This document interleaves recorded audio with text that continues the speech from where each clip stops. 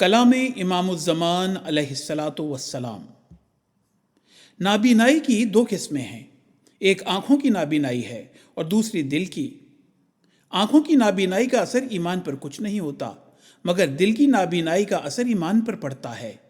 اس لیے یہ ضروری اور بہت ضروری ہے کہ ہر ایک شخص اللہ تعالیٰ سے پورے تذلل اور انکسار کے ساتھ ہر وقت دعا مانگتا رہے کہ وہ اسے سچی معرفت اور حقیقی بصیرت اور بینائی عطا کرے، اور شیطان کے وساوس سے محفوظ رکھے۔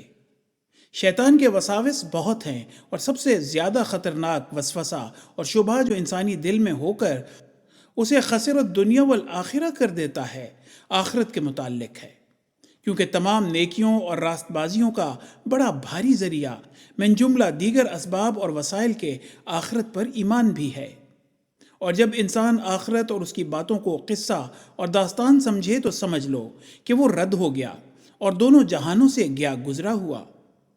اس لیے کہ آخرت کا ڈر بھی تو انسان کو خائف اور ترساں بنا کر معرفت کے سچے چشمے کی طرف کشاں کشاں لے آتا ہے، اور سچی معرفت بغیر حقیقی خشیت اور خدا ترسی کے حاصل نہیں ہو سکتی۔ بس یاد رکھو کہ آخرت کے متعلق وساوس کا پیدا ہونا ایمان کو خطرے میں ڈال دیتا ہے اور خاتمہ بالخیر میں فطور پڑ جاتا ہے۔ حوالہ ملفوظات۔